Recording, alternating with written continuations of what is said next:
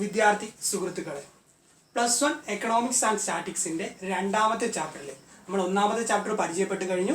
രണ്ടാമത്തെ ചാപ്റ്ററായ collection of data അല്ലെങ്കിൽ വിവരങ്ങളുടെ ശേഖരണം അല്ലെങ്കിൽ ഡേറ്റയെ നമ്മൾ പഠിച്ചു. എന്താണ് ദത്തങ്ങളുടെ ശേഖരണം, വിവരങ്ങളുടെ ശേഖരണം അല്ലെങ്കിൽ ദത്തങ്ങളുടെ ശേഖരണം അല്ലെങ്കിൽ കളക്ഷൻ ഓഫ് ഡേറ്റ എന്ന പുതിയൊരു ചാപ്റ്ററിലേക്ക്, രണ്ടാമത്തെ ചാപ്റ്ററിലേക്കാണ് നമ്മൾ കടക്കുന്നത്.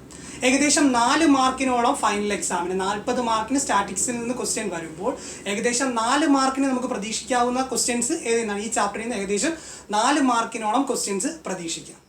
ഫസ്റ്റ് കളക്ഷൻ ഓഫ് ഡേറ്റ, ശേഖരണം. നമ്മൾക്കറിയാം പ്രോജക്റ്റിലെ ഒരു പ്രധാനപ്പെട്ട സ്റ്റെപ്പാണ് എന്ത്, ഡേറ്റ കളക്ഷൻ അല്ലെങ്കിൽ വിവര ശേഖരണം, വിവരങ്ങൾ ശേഖരിക്കും.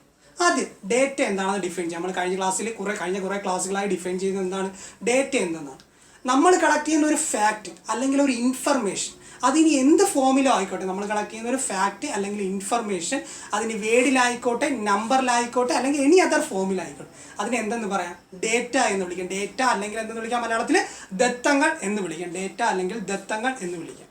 അപ്പോൾ ഡേറ്റ നമ്മൾ കളക്ട് ചെയ്യും. ഡേറ്റയെ പ്രധാനമായി രണ്ടായി ക്ലാസിഫൈ ചെയ്യുന്നു. പ്രീവിയസ് ഇയർ ക്വസ്റ്റ്യൻ ആണ്. Data can be classified into quantitative data and qualitative data. Quantitative data എന്നും ക്വാളിറ്റേറ്റീവ് ഡേറ്റ എന്നും. ക്വാണ്ടിറ്റേറ്റീവ് ഡേറ്റ പാരിമാണിക ദത്തങ്ങൾ, പരിമാണം, അളവ്, പരിമാണിക ദത്തങ്ങളെന്നും അതിനെ ഗുണാത്മക ദത്തങ്ങൾ, ക്വാളിറ്റേറ്റീവ് ഡേറ്റ.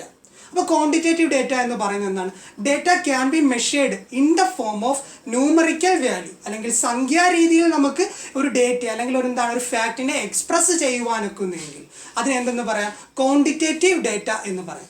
ക്വാണ്ടിറ്റേറ്റീവ് ഡേറ്റ എന്ന് പറയുന്ന എക്സാമ്പിൾ നമുക്ക് പറയാം വെയിറ്റ്, ഹൈറ്റ്, ഡിമാൻഡ്, പ്രൈസ്, ഇങ്ങനെയുള്ള എന്ത് കാര്യവും നമുക്ക് എന്ത് ചെയ്യാം, നമ്പർ ഉപയോഗിച്ച് ഡെസിമൽ അല്ലെങ്കിൽ ഒരു നമ്പർ, ഒരു സംഖ്യ ഉപയോഗിച്ച് റെപ്രസെൻറ്റ് ചെയ്യുവാനൊക്കുന്നുവെങ്കിൽ അതിനെന്തെന്ന് പറയാം, ക്വാണ്ടിറ്റേറ്റീവ് ഡേറ്റ എന്ന് വിളിക്കാം.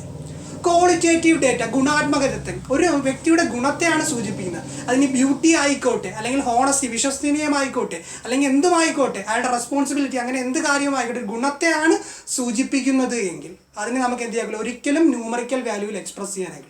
The data cannot be measured in the form of numerical value, it is called qualitative data. Data എന്ത് ചെയ്യില്ല, ഒരു സംഖ്യ കൊണ്ട് എക്സ്പ്രസ് ചെയ്യുവാൻ ഒക്കുന്നില്ല എങ്കിൽ അതിനെന്ത് വിളിക്കാം, ക്വാണ്ടിറ്റേറ്റീവ് ഡേറ്റ, ക്വാളിറ്റേറ്റീവ് ഡേറ്റ എന്ന് വിളിക്കാം. സംഖ്യ കൊണ്ട് എക്സ്പ്രസ് ചെയ്യുവാൻ കഴിയുകയാണെങ്കിൽ അതിനെ ക്വാണ്ടിറ്റേറ്റീവ് ഡേറ്റ എന്നും, എക്സ്പ്രസ് ചെയ്യുവാൻ കഴിയാത്തത് ക്വാളിറ്റേറ്റീവ് ഡേറ്റ ആണ്. അതൊരു ക്വാളിറ്റിയാണ് സൂചിപ്പിക്കുന്നത്. അത് നമുക്ക് ഒരിക്കലും എന്ത് ചെയ്യാക്കില്ല, എക്സ്പ്രസ് ചെയ്യുവാൻ ഒക്കത്തില്ല, സംഖ്യ കൊണ്ട് എക്സ്പ്രസ് ചെയ്യുവാൻ ഒക്കത്തില്ല.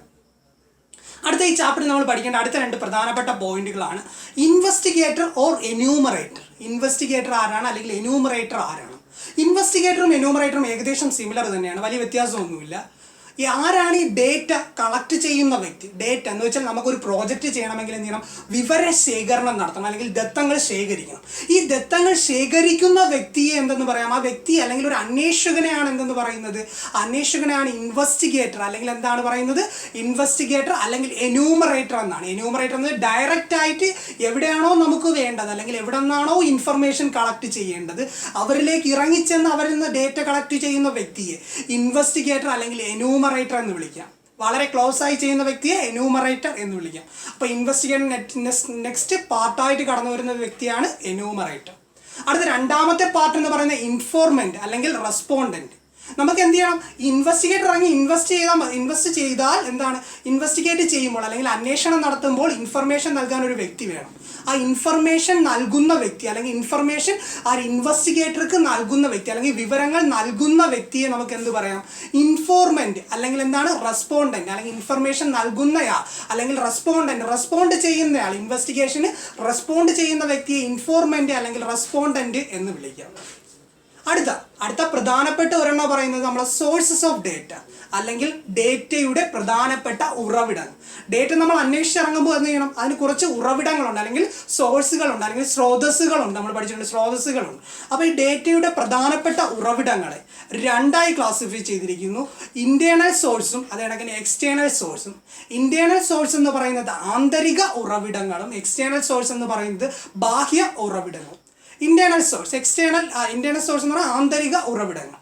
ഒരാൾ അതിൻ്റെ അകത്തുള്ള എന്ന് വെച്ചാൽ നമ്മൾ ഡേറ്റ കളക്ട് ചെയ്യുന്ന അല്ലെങ്കിൽ ദത്തങ്ങൾ കളക്ട് ചെയ്യുന്ന അല്ലെങ്കിൽ ഇൻഫർമേഷൻ കളക്ട് ചെയ്യുന്നത് ഒരു ഇൻസ്റ്റിറ്റ്യൂഷൻ അല്ലെങ്കിൽ ഒരു ഫേമിനുള്ളിലാണ് അല്ലെങ്കിൽ ഒരു ഗവൺമെൻറ് ഓഫീസിനുള്ളിലാണെങ്കിൽ എന്ന് വെച്ചാൽ നമ്മൾ വർക്ക് ചെയ്യുന്ന ഒരു ഫേമിനുള്ളിൽ നിന്നാണ് ഡേറ്റ കളക്ട് ചെയ്യുന്നതെങ്കിൽ, അല്ലെങ്കിൽ നമ്മൾ വർക്ക് ചെയ്യുന്ന വിത്തിൻ ദ ഓർഗനൈസേഷനിൽ നിന്നാണ്, അല്ലെങ്കിൽ എന്താണ് ഫേമിൽ നിന്നാണ് ഡേറ്റ കളക്ട് ചെയ്യുന്നതെങ്കിൽ അതിന് എന്തെന്ന് പറയാം, ആ ഡേറ്റ കളക്ഷൻ അല്ലെങ്കിൽ ആ സോഴ്സിനെ നമുക്ക് എന്ത് വിളിക്കാം, ഇന്റേണൽ സോഴ്സ് അല്ലെങ്കിൽ ആന്തരിക ഉറവിടം എന്ന് വിളിക്കും. അതേസമയം നമ്മൾ വർക്ക് ചെയ്ത ഫേമിന് പുറത്ത് നിന്ന് അല്ലെങ്കിൽ ഓർഗനൈസേഷന് പുറത്തു നിന്നാണ് നമ്മൾ ഡേറ്റ കളക്ട് ചെയ്യുന്നത്, അല്ലെങ്കിൽ നമ്മൾ വർക്ക് ചെയ്യുന്ന ഓർഗനൈസേഷൻ ഔട്ട്സൈഡ് നിന്നാണ്. എന്ന് വെച്ചാൽ നമ്മളിപ്പോൾ ഒരു കമ്പനിയിൽ വർക്ക് ചെയ്യുന്നത്, നമ്മൾ കമ്പനിക്ക് പുറത്തുള്ള ഡീറ്റെയിൽസ് ആണ് വേണ്ടതെങ്കിൽ അതെന്താണ്, ഒരു ഔട്ട്സൈഡ് സോഴ്സ് ആണ്. അപ്പോൾ outside the organisation or firm, that is called external source.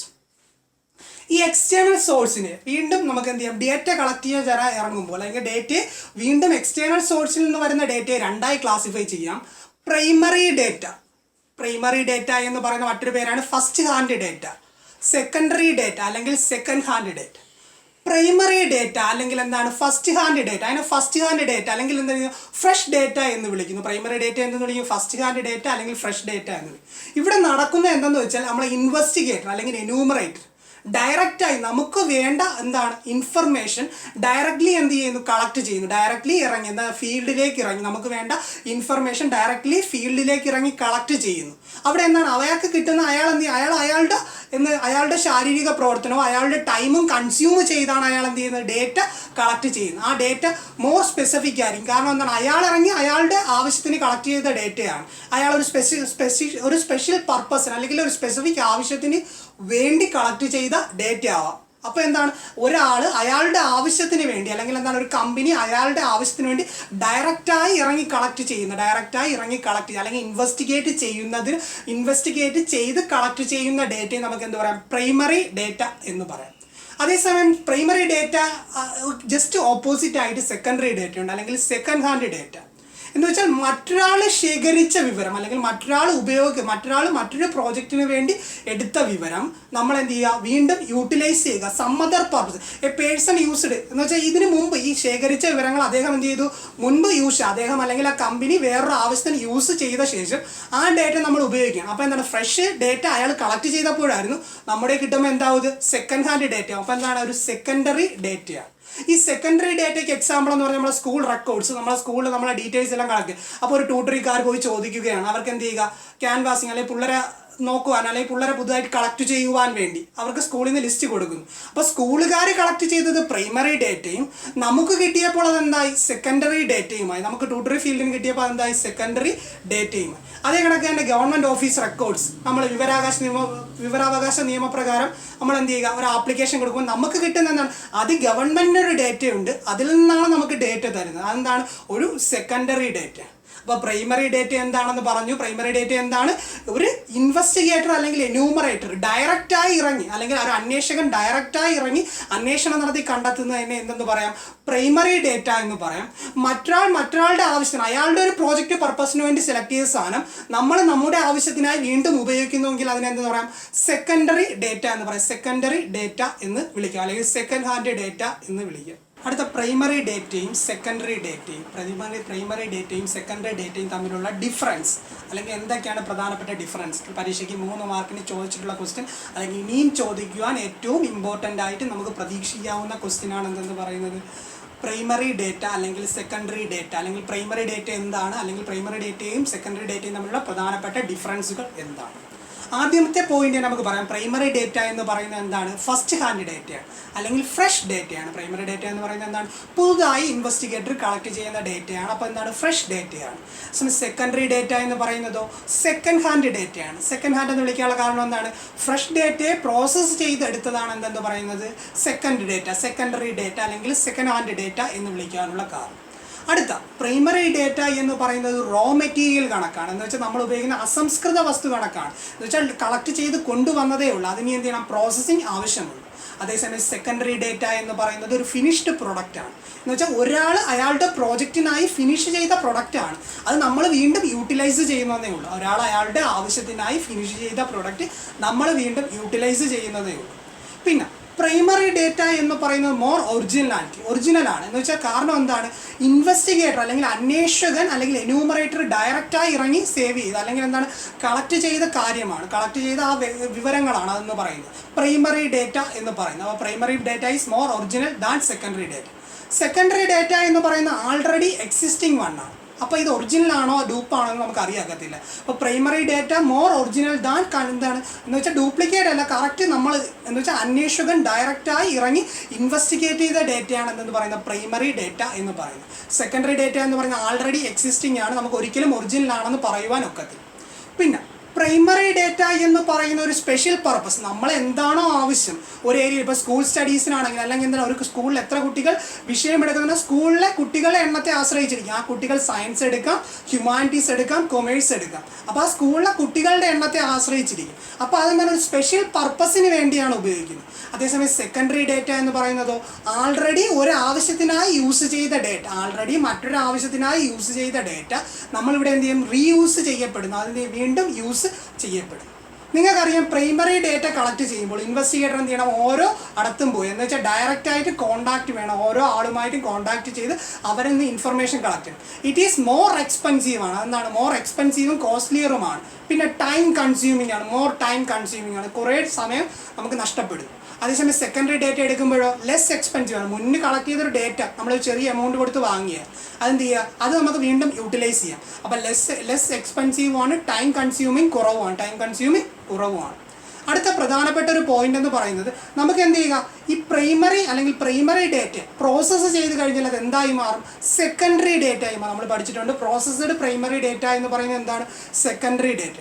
അതേസമയം സെക്കൻഡറി ഡേറ്റയെ പ്രോസസ്സ് ചെയ്താൽ ഒരിക്കലും എന്താവത്തില്ല, പ്രൈമറി ഡേറ്റ ആവത്തില്ല. Secondary data never become primary data, അല്ലെങ്കിൽ പ്രൈമറി ഡേറ്റയിലേക്ക് തിരിച്ചു വരുവാനൊക്കത്തില്ല. പക്ഷേ പ്രൈമറി ഡേറ്റ നമുക്ക് പ്രോസസ്സ് ചെയ്യാൻ എന്താക്കാം, സെക്കൻഡറി ഡേറ്റ ആക്കാം. അപ്പോൾ നമ്മളിവിടെ പറഞ്ഞ പ്രധാനപ്പെട്ട പോയിന്റുകൾ എന്തൊക്കെയാണ്. ഒന്നാമത്തെ പോയിന്റ് എന്ന് പറയുന്നത് എന്താണ്, പ്രൈമറി ഡേറ്റ എന്ന് പറയുന്നത് ഫ്രഷ് ഡേറ്റ അല്ലെങ്കിൽ ഫസ്റ്റ് ഹാൻഡ് ഡേറ്റയാണ്. സെക്കൻഡറി ഡേറ്റ എന്ന് പറയുന്നത് എന്താണ്, സെക്കൻഡ് ഹാൻഡ് ഡേറ്റ അല്ലെങ്കിൽ പ്രോസസ്ഡ് ഡേറ്റയാണ്. പ്രൈമറി ഡേറ്റ എന്ന് പറയുന്നത് റാ മെറ്റീരിയലാണ്, അല്ലെങ്കിൽ അസംസ്കൃത വസ്തുവാണ്. അതേപോലെ സെക്കൻഡറി ഡേറ്റ എന്ന് പറയുന്നത് ഫിനിഷ്ഡ് പ്രോഡക്റ്റ് ആണ്. അടുത്ത പ്രൈമറി ഡേറ്റ ഒറിജിനലാണ്, നമ്മളെന്ത് ഇൻവെസ്റ്റിഗേറ്റർ ഡയറക്റ്റായിട്ട് ഇറങ്ങി കളക്ട് ചെയ്യുന്നതാണ്. പക്ഷേ സെക്കൻഡറി ഡേറ്റ എന്ന് പറയുന്നത് നോട്ട് ഒറിജിനൽ അല്ല, നേരത്തെ ഒരു ആവശ്യത്തിനായി ഒരാൾ കളക്ട് ചെയ്ത ഡേറ്റയാണ്. അടുത്ത പ്രൈമറി ഡേറ്റ ഒരു സ്പെഷ്യൽ പർപ്പസ് അല്ലെങ്കിൽ ഒരു സ്പെസിഫിക് ആവശ്യത്തിന് വേണ്ടി കളക്ട് ചെയ്യുന്നതാണ്. അതേസമയം സെക്കൻഡറി ഡേറ്റ എന്ന് പറയുന്നത് മുൻപ് ഒരാൾ അയാളുടെ ആവശ്യത്തിന് വേണ്ടി കളക്ട് ചെയ്തു, നമ്മളത് റീയൂസ് ചെയ്യപ്പെടുന്നതേ ഉള്ളൂ. പിന്നെ പ്രൈമറി ഡേറ്റ എന്ന് പറയുന്നത് more costly and more expensive ആണ്. അതേസമയം secondary data is less expensive ആണ്. പിന്നെ ടൈം കൺസ്യൂമിൻ്റെ കാര്യത്തിൽ പ്രൈമറിക്ക് മോർ ടൈം എടുക്കുന്നു, സെക്കൻഡറിക്ക് ലെസ് ടൈമേ എടുക്കുന്നു. അതേ കണക്കിന് എന്താ പ്രൈമറി ഡേറ്റ പ്രോസസ്സ് ചെയ്ത് കഴിഞ്ഞാൽ എന്താകും, സെക്കൻഡറി ഡേറ്റ ആകും. സെക്കൻഡറി ഡേറ്റ പ്രോസസ്സ് ചെയ്താൽ ഒരിക്കലും എന്ത് ചെയ്യില്ല, പ്രൈമറി ഡേറ്റ ആകത്തില്ല.